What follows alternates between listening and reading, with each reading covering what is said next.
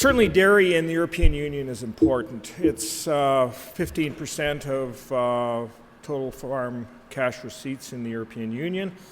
It probably is one of the most protected sectors in the EU other than sugar.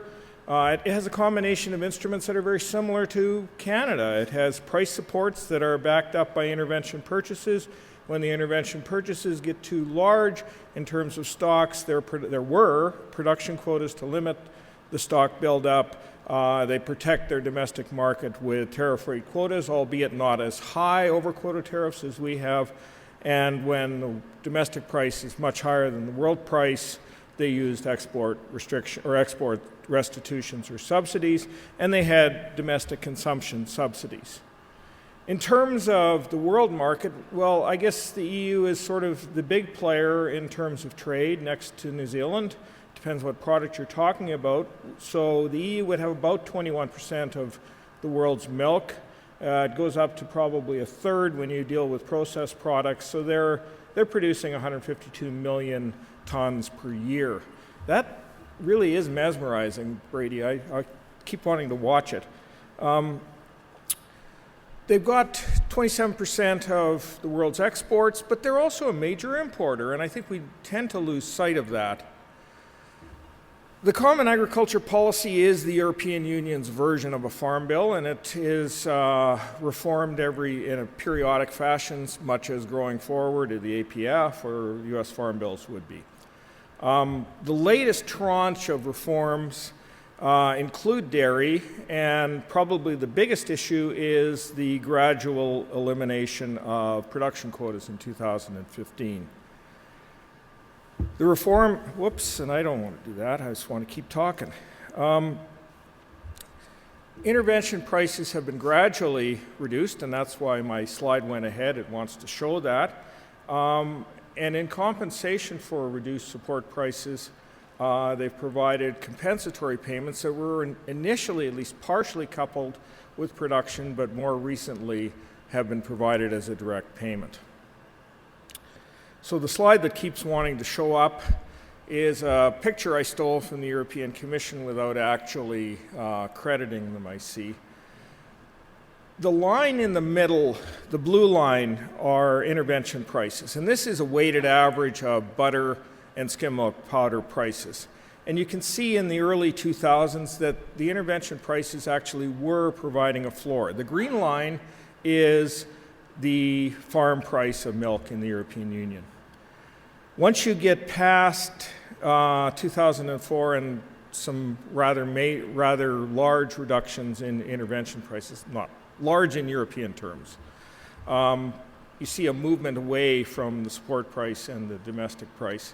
So that by 06, 07, the European farm price is following the world price much more closely. What's the world price in dairy? Well, there really is no such thing, but this is something the Commission made up where they've got a weighted average of butter and skim milk powder prices. As EU prices got closer to world prices, they have not had the pressures to use export restitutions that they did in the past.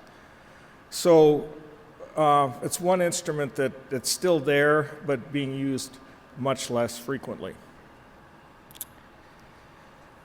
The elimination of production quotas. In Eurospeak, this is described as a soft landing. I think it's a little bit ironic that you're using soft quotas in the US, but lots of softness going around these days, I guess. The EU introduced production quotas to deal with large surpluses in 1984, much as Canada had done earlier with supply management to deal with large intervention purchases of butter and skim milk powder. In their periodic reforms, the last one in Eurospeak is called a health check. Europeans are very health conscious, so they decided they'd call their farm reform a health check. They set out on the path where they were going to gradually reduce production quotas. They're increasing production by 1% a year between 2009 and 2015, and in April of 2015, the quotas are going to be gone. To get an indication of the relative size of these quotas, I'm going to go back and look at it in terms of quota rents. So, at least from my perspective, a quota rent is a gap between the price that the producers receive and some measure of their cost. We'd call it a marginal cost or an incremental cost. You can come up with these estimates starting with quota values, taking a present value formula and working backwards and get a gap. So the most recent numbers for Europe are around 16%. This is a study out of Bonn, with a fairly well-known modeling approach that's well respected. What isn't well respected are my estimates that are below, with a 40% gap between marginal cost and price in Canada. This is an article I did with Henry Ann last year. I don't think, Bruno, your estimates would be all that different, or JP. Certainly we've got, quotas are much more valuable in Canada than in the European Union. So what are the implications of eliminating them? Well, first of all, they're not binding all across the member countries. The exceptions where they are binding are places like Ireland, which would really like to grow, and Germany. In terms of the elimination, I guess the Kempen estimates are that production would increase about 4.5%. And with that, producer prices would be roughly lower, or 10% lower. So overall, the impacts aren't going to be all that great. Certainly there is accelerated structural change, but it's structural change that was taking place in any event. There are regional shifts in supplies towards Ireland, towards Germany. It benefits expanding farmers. Those that are worried about the quota values and the status quo might be somewhat less happy. The processors, in order to achieve capacity utilization, are quite happy with this change.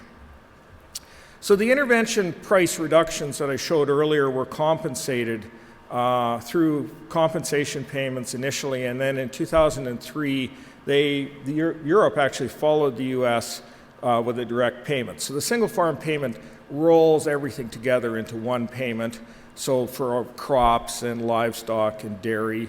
And this payment is based on historic criteria. So there's nothing a producer can do to affect the size of the payout. In agricultural economics, I suppose we'd call that decoupling, but the idea is that there's minimal impacts on production decisions. Some member countries chose to convert a smaller portion of their compensatory payments into single farm payments, but largely everyone did it. In 2014, so they've just had a farm bill themselves, they have actually started to change the single farm payment. It's not nearly as drastic as the US, which is going to get rid of direct payments, but they're going to move them around. So they're going to move them between commodity programs and basically a pillar that deals with rural development and the environment. They're not going to move a lot, but there's going to be some movement. And associated with the cap reform is a concept called greening, where 30% of the single farm payment will now be dependent on the producer meeting certain crop diversification requirements, having permanent pastures, and moving from 3 to 7% of the land into ecological purposes. So a different mindset in Europe, and their direct payments are changing, but the impact on dairy probably isn't going to be that large. Maybe the larger intensive farms might face some sort of an impact. Okay, Canada-EU Agreement, I'm sure everyone wants to know about it. I'm not scared to talk about it. Others might be. I think it's a lot to do about nothing. The major issue is an increase in the tariff rate quota for cheese, and especially specialty cheese, which is increased from 13,000 tons to 29,000 tons. Not a very big increase when you look at it as a percentage of domestic consumption. If you follow Rich Sexton earlier this morning and talk about differentiated products, if you love variety, there may be more growth in demand than there's substitution for domestic products. I attempted to do some back-of-the-envelope calculations with the same model I used with Henry to look at another issue, but still there. We assumed that unit quota rents were held constant and production was cut back, so it would be cut back less than 1%, and the impact on quota values would be less than 1%.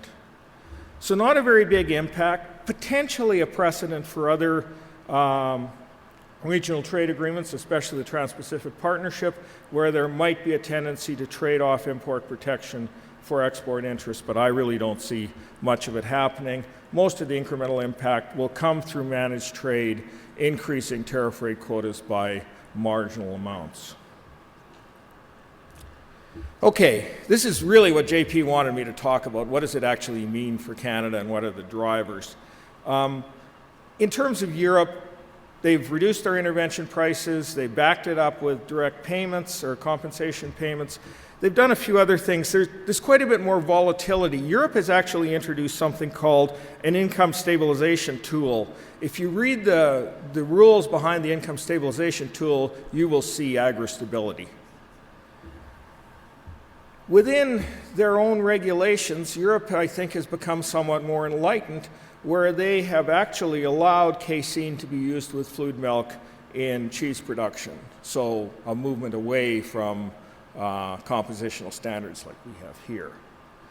The US, I'm not going to talk much about it. Mark's already talked about the move from floor prices to profit margins. He's talked about the fact that supply controls won't be in place. Both of these drivers aren't going to have a very big impact on Canada. I can't see EU policy affecting Canada, and I can't see US policy affecting Canada. But where the pressures will come, I think, are from within. We've heard that for years and years. It's sort of like second-generation ethanol that's always 10 years away. Well, this is 10 years away as well. I think there are pressures. Saputo just went in a bidding war and bought Warrnambool, I guess. They're cheese and butter producer in Australia.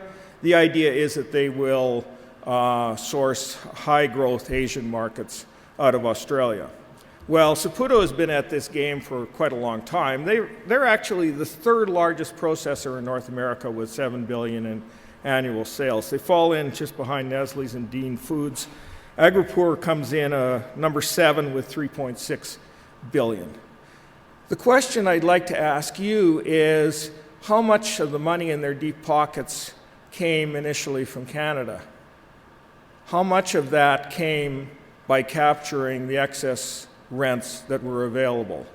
I think Rich did a nice job this morning, great job everywhere, but I thought one point that I really wanted to stress was that when there are rents to be had, they will be captured, and the domestic industry, the processing industry, will take care of itself. The ones you worry about are the producers that are having the rents taken away from them and potentially foregoing foreign markets, and at what cost. And with that, I'll stop. Thank you.